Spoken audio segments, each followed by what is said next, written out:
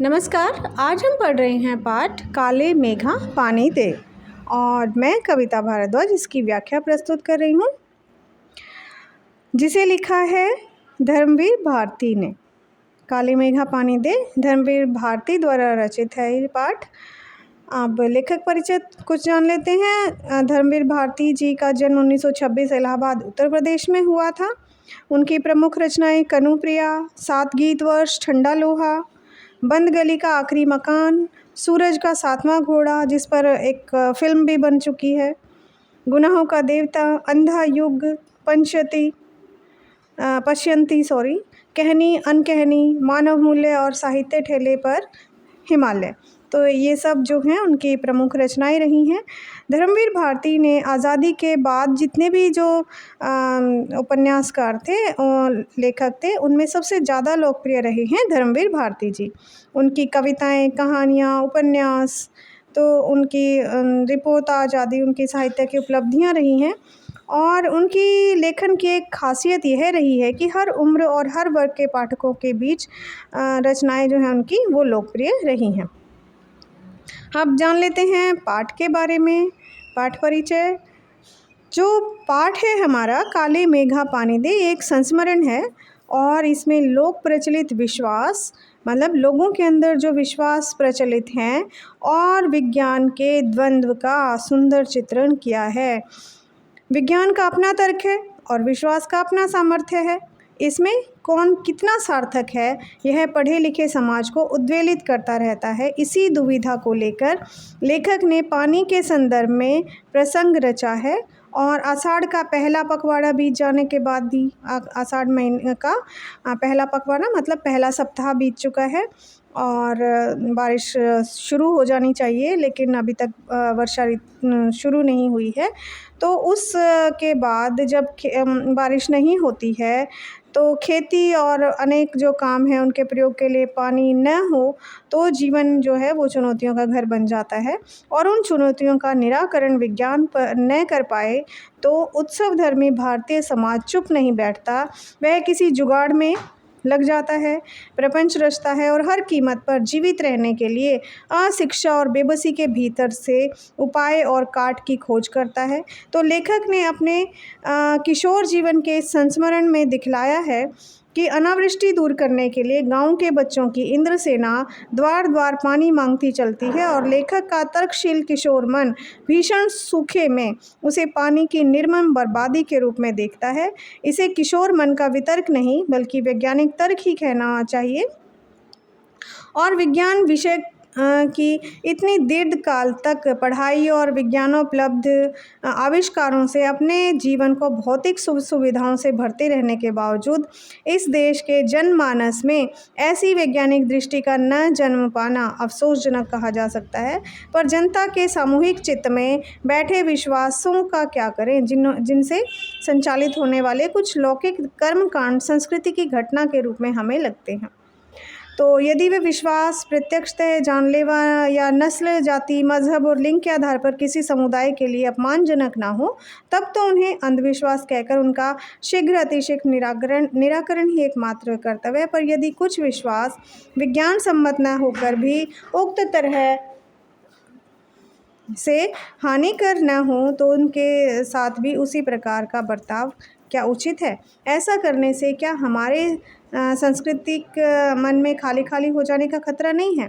तो विश्वास की भी एक रचनात्मक भूमिका हो सकती है और आपातकाल में निराशा दूर करने का या अधीरता को थामने अथवा विभक्त जन चेतना को जोड़ने के अर्थ में। अब सवाल यह रह जाता है कि बारिश के लिए किए जाने वाले उक्त भोले प्रयत्न किस कोटि के अंतर्गत हैं।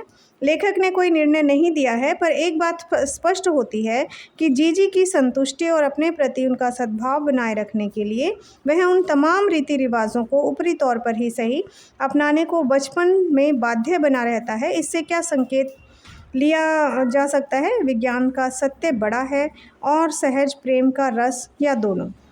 विज्ञान बड़ा है, सहज प्रेम बड़ा है, या दोनों ही बड़े हैं? तो इस पाठ में हम ये जानेंगे और एक तर्क हमारे लिए छोड़ दिया है कि क्या बड़ा है। उन्होंने कोई निर्णय नहीं दिया है। तो आइए पढ़ते हैं पाठ काले मेघा पानी दे। उन लोगों के दो नाम थे। अब उन लोगों के किन लोगों के अभी हमने पढ़ा। विश्वास के आधार पर वर्षा नहीं हुई है और वर्षा के ना होने पर लोगों ने अपनी मान्यताएं, अपनी संस्कृति, अपने जो विश्वास हैं उन पर चलना शुरू कर दिया है। तो इंद्रसेना या मेंढक मंडली बिल्कुल एक दूसरे से विपरीत। अब किसके बारे में बताया गया है जानते हैं। जो लोग उनके नग्न स्वरूप शरीर, उनकी उछल कूद, उनके शोर शराबे और उनके कारण गली में होने वाले कीचड़ कांदों से चिढ़ते थे, जो लोग चिढ़ते थे उनसे, वे उन्हें कहते थे मेंढक मंडली। अब कुछ जब वर्षा नहीं होती थी, आषाढ़ का एक सप्ताह बीत जाने पर भी बारिश नहीं होती थी, तो इंद्रसेना निकलती थी। इंद्रसेना मतलब जो कुछ किशोर लड़कों की टोली निकलती थी और सभी उन पर जो है पानी फेंकते थे। और जो उस पानी से, कीचड़ से जो चिढ़ते थे वो उनको मेंढक मंडली कहते थे। उनकी अगवानी गलियों से होती थी। अगवानी मतलब स्वागत होता था उनका गलियों में। वे होते थे 10-12 बरस से 16-18 बरस के लड़के, सांवला नंगा बदन, सिर्फ एक जांघिया या कभी कभी सिर्फ लंगोटी, एक जगह इकट्ठे होते थे। पहला जयकारा लगता था, बोल गंगा मैया की जय। वो जयकारा लगाते थे और जयकारा लगाकर ही अपनी इस यात्रा की शुरुआत करते थे। जयकारा सुनते ही लोग सावधान हो जाते थे। स्त्रियां और लड़कियां छज्जे बारजे से झांकने लगती थीं और यह विचित्र नंग धड़ंग टोली उछलती कूदती संवेद पुकार लगाती थी, लगातार पुकारती रहती थी। काले मेघा पानी दे, गगरी फूटी बैल प्यासा, काले पानी दे, गुड़धानी दे, काले मेघा पानी दे। तो इस तरह से गाते हुए वो टोली जो है वो बच्चों की वो निकलती थी। उछलते कूदते एक दूसरे को धकियाते ये लोग गली में किसी दुमहले मकान के सामने रुक जाते। दो महले मतलब 2 मंजिला मकान के सामने रुक जाते। पानी दे मैया इंद्रसेना आई है। और जिन घरों में आखिर जेठ मतलब जून के आखिरी सप्ताह में भी भयंकर गर्मी जब होती है या शुरू आषाढ़ के उन दिनों सूखे में पानी की कमी भी होती थी, जिन घरों के कुएं भी सूखे होते थे, उन घरों से भी सहेज कर रखे हुए पानी में से बाल्टी या घड़े भरकर इन बच्चों को सर से पैर तक तर कर दिया जाता था। मतलब पानी कम होते हुए भी लोग उन बच्चों पर पानी फेंकते थे। ये भीगे बदन मिट्टी में लोट लगाते थे। पानी फेंकने से पैदा हुए कीचड़ में लथपथ हो जाते थे। हाथ, पाँव, बदन, मुंह, पेट सब पर गंदा कीचड़ मलकर फिर हाँक लगाते, बोल गंगा मैया की जय। और फिर मंडली बांधकर उछलते कूदते अगले घर की ओर चल पड़ते। बादलों को टेरते मतलब पुकारते, बादलों को टेरते मतलब बादलों को पुकारते, काले मेघा पानी दे। वे सचमुच ऐसे दिन होते जब गली मोहल्ला, गांव, शहर, हर जगह लोग गर्मी से भुन भुन कर त्राहिमाम कर रहे होते। त्राहिमाम संस्कृत का शब्द है। त्राही बचाइए, माम मुझे, तो मुझे बचाइए, इस तरह से कर रहे होते थे गर्मी से परेशान होकर। जेठ के दस्तपा बीत आषाढ़ का पहला पखवाड़ा भी बीत चुका होता, पर क्षितिज पर कहीं बादल की रेख भी नहीं दिख रही थी। मतलब बादलों की थोड़ी सी भी रेखा दिखाई नहीं देती थी। कुएं सूखने लगते। नालों में एक तो बहुत कम पानी आता और आता भी तो आधी रात को ही, मानो खौलता हुआ पानी। तो जेठ महीने की जून का जो महीना होता है, जब बहुत ज़्यादा गर्मी होती है, उस समय कुएं सूखने लगते थे। लेकिन बादलों को बुलाने के लिए लोग अपने घरों में इकट्ठा हुआ पानी इंद्रसेना पर फेंकते थे। तो खोलता हुआ पानी होने पर भी शहरों की तुलना में गांव में और भी ख़राब हालत होती थी। शहरों की तुलना में गांव में ज़्यादा बुरी हालत होती। शहरों में तो जो नगर निगम वगैरह बने होते हैं तो वो सप्लाई पहुंचा देते हैं जो है, लेकिन गांव में ऐसा कुछ प्रबंध नहीं होता। यहाँ जुताई होनी चाहिए और फिर उसके अलावा वहाँ पर खेत हैं तो खेतों में पानी चाहिए। फिर खेतों में जो फसल खड़ी है उसकी जुताई के लिए पानी चाहिए, तो वहाँ पर और ज़्यादा परेशान होते लोग। जहाँ जुताई होनी चाहिए वहाँ खेतों की मिट्टी सूखकर पत्थर हो जाती, फिर उसमें पपड़ी पड़कर ज़मीन फटने लगती। लू ऐसी कि चलते चलते आधे आदमी रास्ते में लू खाकर गिर पड़े। मतलब इतनी भयंकर गर्मी। ढोर डंगर मतलब पशु प्यास के मारे मरने लगते, लेकिन बारिश का कहीं नाम निशान नहीं। ऐसे में पूजा पाठ, कथा विधान सब करके लोग हार जाते। तब अंतिम उपाय के रूप में निकलती यह इंद्रसेना। जब सब तरह से लोग वर्षा मतलब उनकी राह देखकर, बादलों की राह देखकर थक जाते, तब इंद्रसेना निकलती थी। वर्षा के बादलों के स्वामी हैं इंद्र, और इंद्र की सेना टोली बांधकर कीचड़ में लथपथ निकलती, पुकारते हुए मेघों को, बादलों को पुकारते हुए, पानी मांगते हुए, प्यासे गलों और सूखे खेतों के लिए, पानी की आशा पर सारा जो जीवन है आकर टिक गया हो। बस एक बात मुझे समझ नहीं आती थी कि जब चारों ओर पानी की इतनी कमी है तो घर में इतनी कठिनाई से इकट्ठा करके रखा हुआ पानी बाल्टी भर भर कर इन पर क्यों फेंकते हैं। कैसी निर्मम बर्बादी है पानी की। तो लेखक जो है इस विश्वास, जो लोगों का विश्वास था इंद्रसेना पर, उसे अंधविश्वास मानते हैं और इसे पानी की बर्बादी बताते। देश की कितनी क्षति होती है इस तरह के अंधविश्वासों से। अब लेखक कह रहे हैं कि ऐसे अंधविश्वासों से कितनी क्षति होती है, कितना नुकसान होता है देश का। क्योंकि गर्मी में, परेशानी में पानी जब पहले ही कम है और उस समय पर भी पानी को बर्बाद किया जा रहा है, तो इसे देश की क्षति मानते हैं वो। कौन कहता है इन्हें इंद्र की सेना? अगर इंद्र महाराज से ये पानी दिलवा सकते हैं तो खुद अपने लिए पानी क्यों नहीं मांग लेते? क्यों मोहल्ले भर का पानी नष्ट करवाते घूमते हैं? नहीं, यह सब पाखंड है, अंधविश्वास है। ऐसे ही अंधविश्वासों के कारण हम अंग्रेज़ों से पिछड़ गए और गुलाम बन गए। अब लेखक का मानना है कि इसी तरह के अंधविश्वासों के कारण ही हम अंग्रेज़ों से पिछड़ गए और गुलाम बन गए हम। मैं असल में था तो इन्हीं मेंढक मंडली वालों की उम्र का, मतलब लेखक भी उसी उम्र के थे उस समय पर कुछ तो बचपन के आर्य समाजी संस्कार थे और कुछ और एक कुमार सुधार सभा कायम हुई थी, उसका उपमंत्री बना दिया गया था। आर्य समाजी जो किसी भी तरह के विश्वासों, मान्यताओं को नहीं मानते हैं, एक ईश्वर को मानने वाले जो लोग होते हैं, सो समाज सुधार का जोश कुछ ज़्यादा ही था। समाज सुधारक उनको कहा जा सकता है। अंधविश्वासों के खिलाफ तो तरकश में तीर रखकर घूमता रहता था। अब अंधविश्वासों को नकारते थे। मगर मुश्किल यह थी कि मुझे अपने बचपन में जिससे सबसे ज़्यादा प्यार था वे थी जीजी। जीजी यूँ मेरे रिश्ते में कोई नहीं थी, उम्र में मेरी माँ से भी बड़ी थी, पर अपने लड़के बहू सबको छोड़कर उनके प्राण मुझी में बसते थे। अब उन जीजी का वो बहुत आदर करते थे और वे थी उन तमाम रीति रिवाजों, तीज त्योहारों, पूजा अनुष्ठानों की खान। वो सारी सब लेखक जो थे वो आर्य समाजी थे, विचारधारा को मानते थे, लेकिन जीजी तो जो थी वो इन सभी रीति रिवाजों को मानती थी, पूजा अनुष्ठानों को मानती थी, जिन्हें कुमार सुधार सभा का यह उपमंत्री अंधविश्वास कहता था। जिन चीज़ों को वो अंधविश्वास मानते थे, जीजी उन सबको मानती थी और उन्हें जड़ से उखाड़ फेंकना चाहता था। पर मुश्किल यह थी कि उनका कोई पूजा विधान, कोई त्यौहार अनुष्ठान मेरे बिना पूरा नहीं होता था। जीजी के बिना उनका कोई जीजी का जो भी अनुष्ठान वो करती थी, पूजा पाठ करती थी, उसमें लेखक अवश्य शामिल होते थे। दिवाली है तो गोबर और कौड़ियों से गोवर्धन और सतिया बनाने में लगा हूँ। जन्माष्टमी है तो रोज़ 8 दिन की झांकी तक को सजाने, पंजीरी बांटने में लगा हूँ। हर छठ है तो छोटी रंगीन कुल्हियों में भूजा भर रहा हूँ। किसी में भुना चना, किसी में भुनी मटर, किसी में भुने अरवा चावल, किसी में भुना गेहूँ। जीजी यह सब मेरे हाथों से कराती ताकि उनका पुण्य मुझे मिले और केवल मुझे। तो इस तरह से ये सारे जो भी विश्वास, मान्यताएं थी, वो सारी जीजी उनसे ही करवाती थी ताकि लेखक को ही उन सब का फल मिले। लेकिन इस बार मैंने साफ इनकार किया, नहीं फेंकना है मुझे बाल्टी भर भर कर पानी इस गंदी मेंढक मंडली पर जीजी बाल्टी भर कर पानी ले गई और उनके बूढ़े पाँव डगमगा रहे थे, हाथ काँप रहे थे।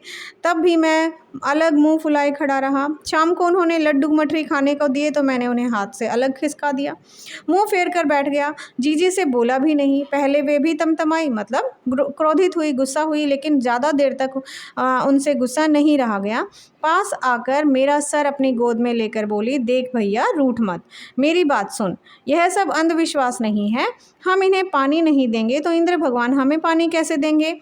मैं कुछ नहीं बोला। फिर जीजी बोली, तू इसे पानी की बर्बादी समझता है, पर यह बर्बादी नहीं है, यह पानी का अर्घ्य चढ़ाते हैं, मतलब भोग लगाते हैं। जिस तरह हम भगवान को पहले हर चीज़ के लिए भोग लगाते हैं, तो वो पानी का अर्घ्य देना वो कहती हैं इसे। जो चीज़ मनुष्य पाना चाहता है उसे पहले देगा नहीं तो पाएगा कैसे। तो यहाँ पर त्याग और दान की महिमा को बताया गया है कि हमें पहले देना होता है तभी हमें मिलता है। इसीलिए ऋषि मुनियों ने दान को सबसे ऊंचा स्थान दिया है। ऋषि मुनियों को काहे बदनाम करती हो जीजी? क्या उन्होंने कहा था कि जब आदमी बूंद बूंद पानी को तरसे तब पानी कीचड़ में बहाओ? तो इस तरह से वो उनकी बातों का खंडन करते हैं कि ऋषि मुनियों का जब वो नाम लेती हैं तो कहते हैं कि ऋषि मुनियों को क्यों बदनाम कर रही हो। वो थोड़ी उन्होंने कहा था कि जब किसी चीज़ की कमी हो और उसी समय उस चीज़ को व्यर्थ में बहा देना चाहिए। तो कुछ देर चुप रही जीजी, फिर मठरी मेरे मुंह में डालती ही बोली, देख, बिना त्याग के दान नहीं होता। जब तक त्याग ना करो तब तक दान नहीं होता। हम कुछ त्यागते हैं वही दान कहलाता है। अगर तेरे पास लाखों करोड़ों रुपए हैं और उनमें से तू 2-4 रुपए किसी को दे दे, तो यह क्या त्याग हुआ? कि सब कुछ है हमारे पास, कुछ थोड़ा बहुत है उसमें से दे दिया, वो त्याग नहीं हुआ। त्याग तो वह होता है कि जो चीज़ मेरे पास भी कम है, जिसकी तुझको भी ज़रूरत है, तो अपनी ज़रूरत पीछे रखकर दूसरे के कल्याण के लिए उसे दे, तो त्याग तो वह होता है। दान तो वह होता है, उसी का फल मिलता है। अब त्याग और दान को बताया कि त्याग क्या है और दान क्या है। दान वही है, त्याग वही है जो अगर हमारे पास भी कम है और उसको जब हम देते हैं तो वही दान होता है। अगर हमारे पास कोई चीज़ है और फिर उसमें से कुछ निकाल कर हम दे देते हैं तो वो त्याग नहीं कहलाता। फल वल कुछ नहीं मिलता, सब ढकोसला है। मैंने कहा तो पर कहीं मेरे तर्कों का किला पर पस्त होने लगा था। मतलब जो वो तर्क दे रहे थे, अब वो तर्क कहीं ना कहीं मतलब वो कम पड़ते जा रहे थे। वो उनके तर्क कमज़ोर पड़ते जा रहे थे एक तरह से। मगर मैं भी ज़िद पर अड़ा था। फिर जीजी बोली, देख, तू तो अभी से पढ़ लिख गया है, मैंने तो गांव के मदरसे का मुंह भी नहीं देखा। मदरसे मतलब विद्यालय का। पर एक बात देखी है कि अगर 30-40 मन गेहूँ उगाना है तो गेहूँ 5-6 सेर अच्छा गेहूँ अपने पास से लेकर ज़मीन में क्यारियाँ बनाकर फेंक देता है। तो किसान जो है किसान का उदाहरण देते हैं कि 30-40 मन जब गेहूँ उगाना होता है, मतलब तो उस समय पर 5-6 किलो गेहूँ जो है पहले किसान को अपने पास से ज़मीन में फेंकना पड़ता है क्यारियाँ बनाकर, उसे बुआई कहते हैं। यह जो सूखे हम अपने घर का पानी इन पर फेंकते हैं वह भी बुआई है। यह पानी गली में बोएंगे तो सारे शहर कस्बा गांव पर पानी वाले बादलों की फसल आ जाएगी। हम बीज बनाकर पानी देते हैं, फिर काले मेघा से पानी मांगते हैं। सब ऋषि मुनि कह गए हैं कि पहले खुद दो, तब देवता तुम्हें 4 गुना 8 गुना करके लौटाएंगे भैया। यह तो हर आदमी का आचरण है कि हमें पहले देना पड़ता है तभी हमें 2 गुना 4 गुना मिलता है, जिससे सबका आचरण बनता है। यथा राजा तथा प्रजा, मतलब जैसा राजा वैसी प्रजा। सिर्फ यही सच नहीं है, सच यह भी है कि यथा प्रजा तथा राजा हम सुनते आए हैं। यथा प्रजा तथा राजा, यथा राजा तथा प्रजा मतलब जैसा राजा वैसी प्रजा। लेकिन इसको दूसरी तरीके से जीजी बताती हैं कि जैसा राजा होता है हमेशा वैसी प्रजा नहीं होती। हमेशा अधिकतर यह भी होता है कि जैसी प्रजा है वैसा ही राजा होगा। मतलब लोकतंत्र है, लोकतंत्र में तो प्रजा ने जिसको चुना है वही राजा बनेगा। तो जैसी प्रजा है, जैसा प्रजा की सोच है, वही उसी की सोच के अनुसार राजा भी बनेगा। यही तो गांधी जी महाराज कहते हैं। जीजी का एक लड़का राष्ट्रीय आंदोलन में पुलिस की लाठी खा चुका था, तब से जीजी गांधी महाराज की बात अक्सर करने लगी थी। राष्ट्रीय आंदोलन में, स्वाधीनता आंदोलन में उनको लाठी पड़ चुकी थी एक उनके बेटे को, तो तब से वो गांधी जी की बातें भी करने लगी थी। इन बातों को आज 50 से ज़्यादा बरस होने को आए, पर ज्यों का त्यों मन पर दर्ज हैं। कभी कभी कैसे कैसे संदर्भों में ये बातें मन को कचोट जाती हैं। हम आज देश के लिए करते क्या हैं, कि हम क्या करते हैं देश के लिए? मांगे हर क्षेत्र में बड़ी बड़ी हैं। हम अब मांगे तो बहुत करते हैं, हमें ये चाहिए वो चाहिए, पर त्याग का कहीं नाम निशान नहीं है। हम त्याग नहीं करना चाहते, हम अपनी तरफ से कुछ नहीं करना चाहते। अपना स्वार्थ आज एकमात्र लक्ष्य रह गया है। हम चटकारे लेकर इसके या उसके भ्रष्टाचार की बातें करते हैं, पर क्या कभी हमने जांचा है कि अपने स्तर पर, अपने दायरे में हम उसी भ्रष्टाचार के अंग तो नहीं बनते जा रहे हैं? हम दूसरों के भ्रष्टाचार की बात करते हैं, लेकिन जब हम पर बात आती है, हमें ज़रूरत पड़ती है, तो हम भी रिश्वत लेने या देने में पीछे नहीं हटते। काले मेघा के दल उमड़ते हैं, पानी झमाझम बरसता है, गगरी फूटी की फूटी रह जाती है, बैल प्यासे के प्यासे रह जाते हैं, आखिर कब बदलेगी यह स्थिति। अब यहाँ पर देखिए, यहाँ पर हमारे राजनीतिक भ्रष्टाचार की बात यहाँ पर कवि ने की, लेखक ने की है कि काले मेघा दल उमड़ते हैं, पानी झमाझम बरसता है, मतलब सरकारों द्वारा अनेक योजनाएं बनाई जाती हैं, अनेक योजनाओं का उद्घाटन शिलान्यास किया जाता है, अनेक योजनाएं समर्पित की जाती हैं लोगों को, लेकिन वो भ्रष्टाचार की भेंट चढ़ जाती हैं, गगरी फूटी की फूटी रह जाती है। हमारे एक पूर्व प्रधानमंत्री ने कहा था कि अगर केंद्र की ओर से 100 रुपये जा रही हैं तो जो आम आदमी है जिसके लिए वो राहत गई है उसको 5 रुपये ही मिलते हैं, तो 95 रुपये जो हैं वो भ्रष्टाचार की भेंट चढ़ जाते हैं। तो इस तरह से भ्रष्टाचार का यहाँ पर बोलबाला बताया गया है। बैल प्यासे के प्यासे रह जाते हैं, जिन लोगों के लिए योजनाएं बनती हैं वो उन लोगों तक पहुँचती ही नहीं है। आखिर कब बदलेगी यह स्थिति, और इस स्थिति के बदलने की ओर यहाँ पर लेखक संकेत कर रहे हैं, भ्रष्टाचार की ओर संकेत कर रहे हैं कि जो योजनाएं हैं, सरकारी योजनाएं तो बनती हैं लोगों को राहत देने के लिए, लेकिन वो सभी जो है भ्रष्टाचार की भेंट चढ़ जाती हैं। यहाँ पर एक पंक्ति और जो इंद्रसेना जो कहती है, काले मेघा पानी दे गुड़धानी दे। गुड़धानी और गगरी अब गुड़धानी, जैसे फसल होगी तो बारिश होगी तो फसल अच्छी होगी, फसल अच्छी होगी तो गुड़, मतलब गुड़ भी तो बेटा खेती गन्ने की होती है तभी प्राप्त होता है।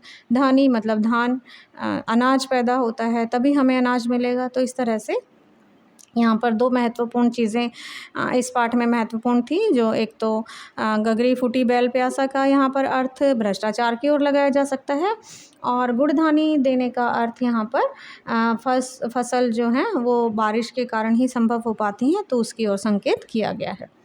तो आशा है पाठ समझ आया होगा आपको। धन्यवाद।